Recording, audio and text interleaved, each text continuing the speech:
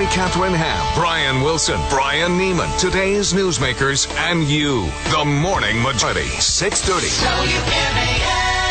7:37 on WMAL. Heard from a lot of people yesterday. Southern Maryland, Anne Arundel County, Prince George's County still don't have their power on, and they want to know what's going on. So, caught up BGE. We have Linda Foy on the line to tell us the very latest on power outages. Good morning, Linda.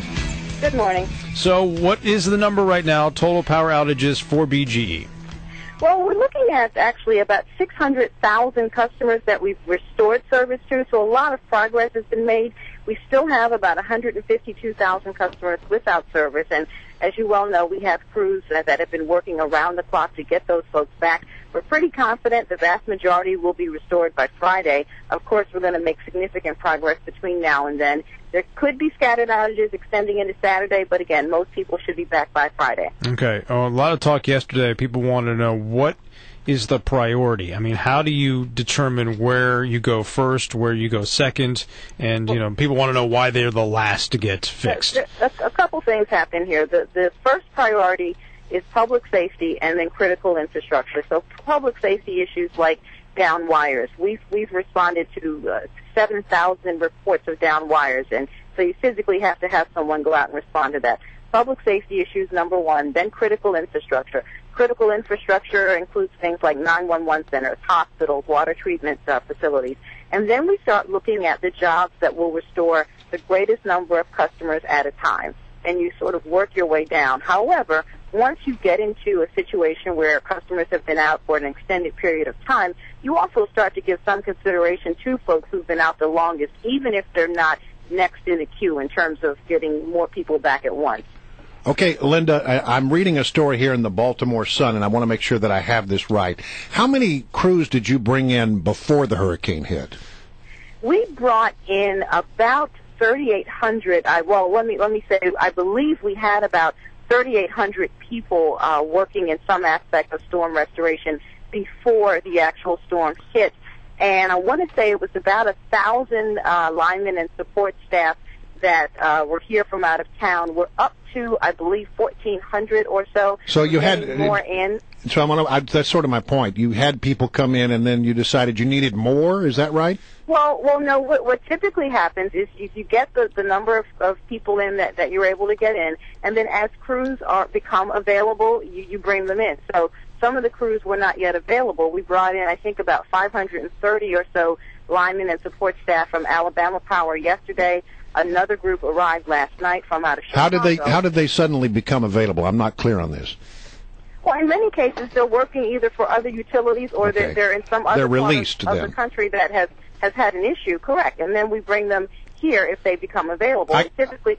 I'm sorry, but the point of my question is: do you think you made good judgments before the hurricane about what your likely damage was going to be, and did you have enough people, do you think, to meet that need? I mean, apparently it was a lot worse than you expected it was going to be.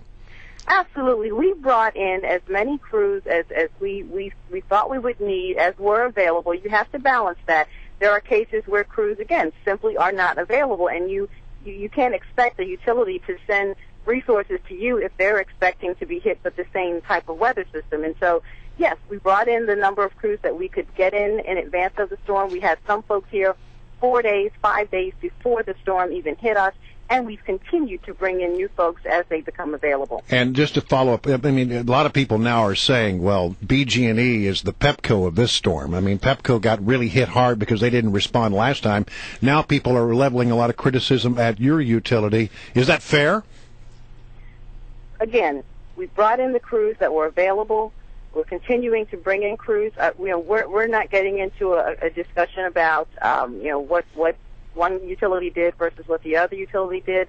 With every storm that we have, we take a lesson. We do a lessons learned. Once it's over, we take a look at what we did, what went well, what we might be able to improve upon. That will continue with this storm as we do with every major event. So that's a matter of routine for us. We are always looking to improve our response, and we make adjustments as appropriate. Linda, we had at least one call about, and I'm not sure if it was BG&E, so I'm just going to ask you about this, about someone saying that their power went out far after the storm. Is there a situation at all that you know of in which rolling blackouts of some sort would have to happen in order for you to get other parts of the grid up and going again, or should people not be losing power at all at this point? There were many thousands of outages that occurred after the storm, and we advised our customers that was very likely. If you recall, on Sunday, right after the storm passed, the wind continued. We didn't get the rain, but we still had the wind. Right. I think about Sunday morning or so, we had a total number of customers at that time that had been impacted of about 513,000 customers. Since then, we've continued to see new outages, and I believe the total is somewhere in the 730,000 range. So there are some customers who've experienced multiple outages. You've got to remember, you've got trees that were weakened, that were weighted down, that have fallen over in the days after the storm. And frankly, we expect there to be storm-related outages next week, perhaps into a couple of weeks from now, simply because there are some trees out there that are very close to falling but just haven't come down yet. And when you guys do your analysis after a storm response, is it just about response, or is it about possible infrastructure changes, things that could make power less likely to go out in the next storm? You look at the total picture. You look at your vegetation management system. Yeah. I believe we spent about $38 million, or will spend this year, in trimming and removing trees along the critical sections of our infrastructure. So you look at that.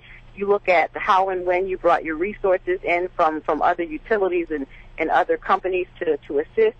You look at the specific jobs that the employees have. There are 3,000 BGE employees. The vast majority of those folks have storm assignments that are separate and apart from their day-to-day work. You look at those resources, and so you do a complete assessment, even down to the hotel rooms that you have to secure, the rental cars that you have to secure for all of the people coming in, the food that you have to buy for all of those thousands of external linemen that are coming in. All of that is looked at very closely, and whenever there's a need to make adjustments or improvements, we certainly do that. All right, let's recap. You're thinking that you can have the power back on to everyone by Friday, right? Vast majority of the folks who are still out of service should be back by Friday. We anticipate there will be some isolated, scattered outages that extend into Saturday. Okay. Last question. A lot of people in my neighborhood were talking because they were out without power for quite some time. What happens to your bill? Do you just not charge for the days you didn't have power? Is there a credit given? And what happens to the bill that you'll receive in the mail about a month from now? Well, your bill reflects your usage. So if you're not in service, you're not using any power for that period of time. So you won't be charged at all for the days that you didn't have power? If you did not use power, you're not charged for usage because there is none. Okay. Just want to clarify because there was a lot of talk about that in my neighborhood yesterday. We appreciate your time, Linda. I know it's been a busy week. Not a problem. Linda Foy from BGE here on WMAL. I guess the good news is, although it's still Wednesday, it'll be till Friday. And they made a lot of progress yesterday. A lot of the lights went back on yesterday, but still could be until Friday for some people until the power is and maybe fully restored. A few will